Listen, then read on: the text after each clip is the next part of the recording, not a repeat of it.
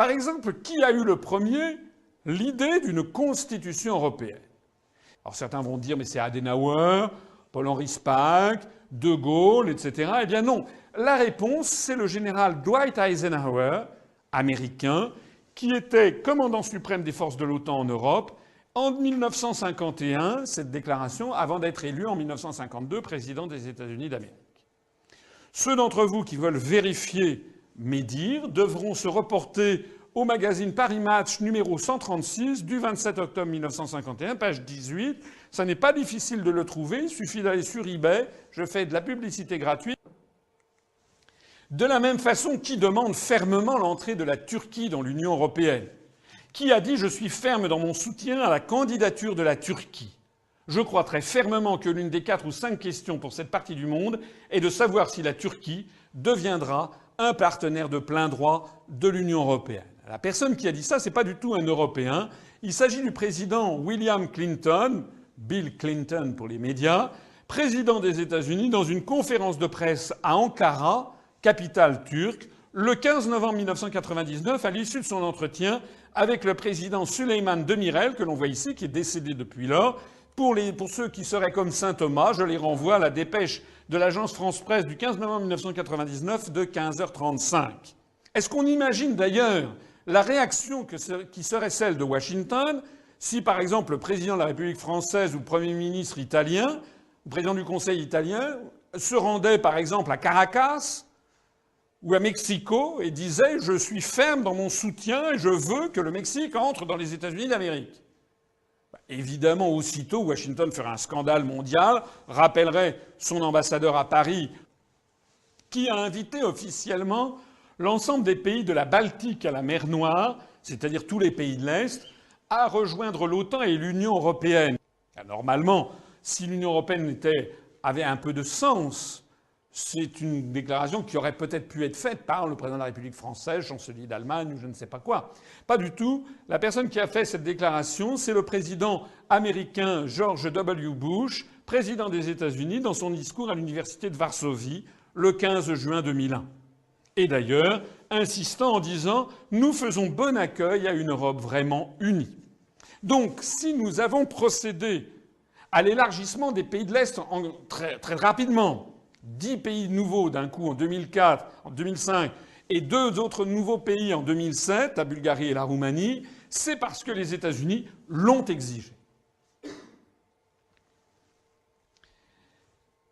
Qui a appelé les Français à voter oui à la Constitution européenne en 2005? Qui a dit « Nous avons fermement soutenu le projet européen, son achèvement ainsi que l'Union européenne. De notre point de vue, la poursuite du succès de la construction européenne est importante ». Eh bien, la réponse, il s'agit de Madame Condoleezza Rice, qui était secrétaire d'État américaine, donc ministre des Affaires étrangères américaine. Donc on voit bien que dans tous les cas de figure, ce sont bien les États-Unis qui définissent quel doit être le périmètre de l'Union européenne, qui font entrer les pays qu'ils estiment devoir faire entrer, etc., etc. Alors, pour comprendre pourquoi les États-Unis poussent à la construction européenne, eh bien, il faut regarder un petit peu la stratégie, et en particulier le stratagème des chaînes, qui est une invention chinoise qui a été étudiée dans toutes les écoles de guerre du monde, y compris aux États-Unis. Et qu'est-ce que dit ce stratagème? Eh bien, il dit qu'il consiste à pousser un ennemi à s'entraver lui-même, dans des liens absurdes et autobloquants qui vont lui ôter toute mobilité stratégique et tactique et qui vont l'empêcher de pouvoir se défendre. Mais pourquoi donc les États-Unis d'Amérique poussent-ils tellement à la construction européenne? Parce que nom d'une pipe, quand je suis à l'école, quand je suis au collège, au lycée, quand j'écoute la télévision, la radio, quand je lis les journaux, quand je lis les professions de foi des uns et des autres, quand j'écoute les hommes et les femmes politiques français, je suis convaincu d'une chose, c'est que la construction européenne, paraît-il, a vocation à faire contrepoids aux États-Unis. Alors, si ce que l'on me dit depuis que je suis né est vrai, mais comment se fait-il que les États-Unis poussent tellement à une construction dont l'objectif serait de leur nuire? Ça n'a pas de sens. Or, comme il est incontestable que ce sont les États-Unis qui poussent à la construction européenne, il y a une seule conclusion logique à en tirer, c'est que ce que l'on vous dit est un mensonge. L'invention de la construction européenne, c'est le stratagème des chaînes. Alors, il y a une autre façon de présenter les choses, peut-être pour vous présenter de façon plus moderne. Le propriétaire d'une maison individuelle est seul maître chez lui. Lorsqu'il veut repeindre ses volets, changer sa toiture, repeindre par exemple l'entrée en couleur bleu lavande, il le fait s'il veut, quand il veut. Il suffit qu'il ait la volonté, qu'il ait l'argent pour se payer la peinture. Si maintenant, au lieu d'être propriétaire de sa maison individuelle, il est propriétaire d'un appartement dans une copropriété de 6 appartements, alors certes, il peut chez lui changer la couleur dans son appartement, mais il ne peut plus changer les volets. Il ne peut plus changer la toiture. Il ne peut plus changer la couleur de la cage d'escalier parce qu'il lui faut obtenir l'autorisation des 5 autres copropriétaires. Donc déjà, les choses vont devenir beaucoup plus compliquées. Il va falloir obtenir l'autorisation des 5 autres. Or, l'être humain étant ce qu'il est, et les Français étant ce qu'ils sont d'ailleurs, il est bien rare de s'entendre merveilleusement bien avec ses 5 voisins, surtout lorsqu'il s'agit de choisir une couleur, par exemple. Et donc tout va devenir beaucoup plus lent, beaucoup plus compliqué, et on va se tourner vers le syndic, qui n'habite pas dans l'immeuble, et qui est celui qui va trancher les conflits à l'intérieur de l'immeuble. Mais si maintenant, au lieu d'être dans une copropriété avec 6 copropriétaires, on est dans une copropriété avec 27 copropriétaires dans un immeuble, à ce moment-là, plus personne ne décide de rien. Et donc, dans cette condition, c'est le syndic extérieur qui décide de tout. Alors, il faut voir comment ça marche pour bien comprendre. Vous avez compris que la métaphore que je présente devant vous, la maison individuelle, c'est un pays indépendant et souverain.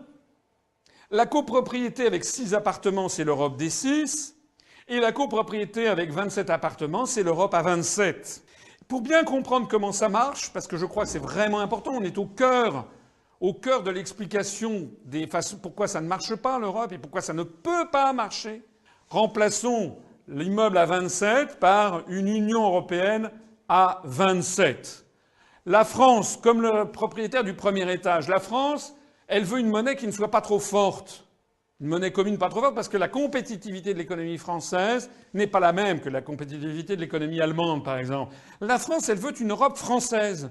La France, elle veut une Europe qui protège les acquis sociaux. La France, elle veut une Europe sociale. Elle veut une Europe agricole. La France, elle veut une Europe où l'on parle le français. La France, elle veut une Europe qui s'oppose à l'hégémonie américaine. La France, elle veut une Europe qui coopère avec les pays en voie de développement du Sud. Ça, c'est ce que veut la France.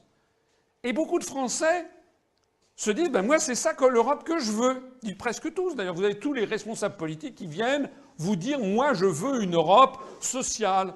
Moi, je veux une Europe qui fasse contrepoids aux États-Unis. Ça, c'est tout ce qu'ils viennent vous dire à vous. Mais c'est pas à vous qui devrez dire ça. Ce sont aux autres peuples. Mais les autres peuples veulent tout à fait différemment. L'Allemagne, pour son compte, veut une monnaie forte parce qu'ils ont la hantise. C'est d'ailleurs la raison pour laquelle l'euro finira par exploser. Ils ont la hantise de la réédition du scénario de 1923. Ils constatent qu'ils ne peuvent pas avoir la même monnaie que la Grèce, que l'Italie, que l'Espagne. Ils le constatent en ce moment. Ils veulent sortir de l'euro. Ce sont les États-Unis qui les empêchent, puisque, comme je le rappelle tout à l'heure, ce sont les États-Unis qui, depuis 1965, ont exigé qu'il y ait cette monnaie européenne. Vous avez les pays de l'Est, l'Estonie, la Lettonie, la Lituanie, la Pologne, la Tchéquie, la Hongrie, la Slovaquie, la Roumanie, tous ces pays de l'Est veulent la protection militaire américaine. Ils veulent la protection militaire américaine contre la menace russe. Parce qu'ils ont peur des Russes, et on peut les comprendre. Ils ont été pendant plusieurs décennies sous la tutelle de l'Union soviétique. Par ailleurs, ils refusent tous une harmonisation sociale et fiscale avec les pays riches de l'Ouest pour mieux les concurrencer.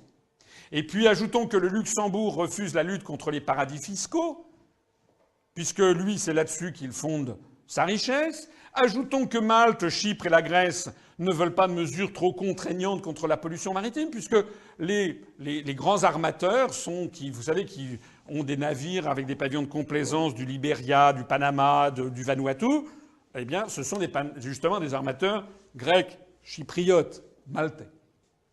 Nous avons donc exactement la même situation au niveau géopolitique que la situation que je montrais plaisamment au niveau de particuliers dans un même immeuble. Et de la même façon que pour un immeuble, eh bien, tout ça est réglé par un syndic extérieur, eh bien, il faut donc un syndic extérieur à l'Europe à 27 qui va décider de tout. Alors, la question tombe sous le sens. Qui est le syndic extérieur à l'Europe à 27 qui a le pouvoir, quelle est la puissance qui a tellement de pouvoir qu'elle peut imposer à l'Europe, qui ne s'entend en rien, elle peut imposer une politique parce qu'il y aura une majorité d'États qui se rangeront à son avis. Poser la question, c'est y répondre. Voilà comment marche l'Union européenne, plus exactement comme elle ne marche pas. L'autoblocage est parfait. C'est celui qui a été réfléchi, médité dès la fin de la Seconde Guerre mondiale par les États-Unis d'Amérique et qui parvient à quelque chose d'absolument convaincant. Nous faisons bon accueil à une Europe vraiment unie, comme le disait George Bush à l'université de Varsovie le 15 juin 2001. En effet, ils ont de quoi rigoler. Il y a de quoi éclater de rire de voir les États-Unis qui nous forcent à intégrer de plus en plus d'États. Et plus on intègre d'États, et plus nous sommes ligotés dans un truc qui est ingérable, et nous sommes en train de disparaître. Comme acteurs de l'histoire, d'ailleurs, jamais, depuis le Moyen Âge, les pays d'Europe n'ont pesé aussi peu qu'actuellement.